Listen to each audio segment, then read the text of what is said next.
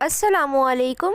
आज मैं आप लोगों के साथ शेयर करने वाली हूँ इमली की खट्टी मीठी चटनी की रेसिपी, जिससे आप काफ़ी सारी रेसिपीज़ में इस्तेमाल कर सकते हैं, जैसे कि दही बड़े, चना चाट और गोलगप्पों में। छोटी सी रेसिपी है, एंड तक देखिएगा। तो आइए हम अपनी इमली की खट्टी मीठी चटनी बनाना स्टार्ट करते हैं। सबसे पहले मैंने 1 कप इमली को पानी के अंदर सोक होने के लिए रख दिया था, तकरीबन 2 घंटे पहले। अब पानी के साथ इसका जो पल्प है वो हम स्ट्रेन करके इस्तेमाल करेंगे, और जितना भी सीड्स हैं वो हम डिस्कार्ड कर देंगे। तो अच्छी तरह से इसका पल्प निकाल देंगे।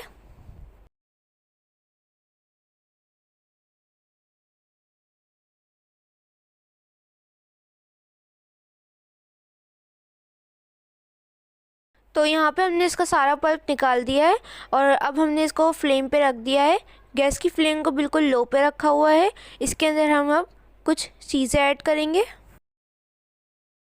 तो खट्टी मीठी चटनी है, इसलिए गुड़ लाजमी जाएगा। तो हमने यहाँ पे आधा कप गुड़ लिया है, जिसको हमने मोटा मोटा कूट लिया है। अगर आप लोगों के पास गुड़ नहीं है तो आप चीनी का इस्तेमाल भी कर सकते हैं, लेकिन गुड़ जो है वो ज़्यादा बेटर रहेगी। अब इसको डालने के बाद इसके मेल्ट होने का वेट करेंगे। तकरीबन 2 मिनट के अंदर ये मेल्ट हो जाती है। अब यहाँ पे हम कुछ स्पाइसेस शामिल करेंगे, जैसे कि काली मिर्चों का पाउडर लिया है ½ टी स्पून,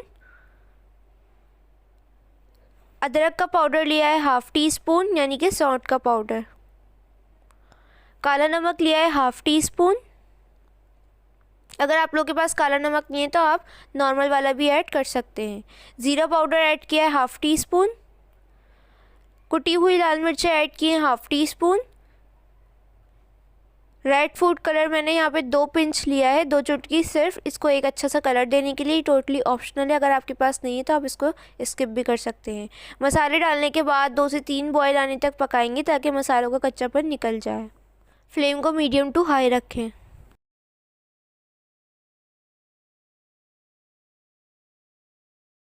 देखें, इसको पकते हुए 2 से 3 मिनट हुए हैं। अभी हम 2 मिनट और पकाएंगे। 5 से 6 मिनट बाद अब हम इसके अंदर 1 टेबल स्पून कॉर्नफ्लोर लिया है। इसके अंदर हम थोड़ा सा पानी ऐड करके इसकी स्लरी बना लेंगे। इसको जस्ट एक थिकनेस देने के लिए हम ये ऐड करेंगे। ज़्यादा क्वांटिटी में ऐड नहीं कीजिएगा, सिर्फ 1 टेबल स्पून। डालते वक्त फ्लेम को बिल्कुल लो पे रखें और इसको जल्दी जल्दी मिक्स करें, ताकि इसके अंदर लम्स ना हो। डालने के बाद, मिक्स करने के बाद आपने फ्लेम को हाई कर देना है, और फिर इसके अंदर बॉयल आने का वेट करना है। जैसे इसमें बॉयल आएगा तो इसकी थिकनेस का अंदाज़ा हो जाएगा।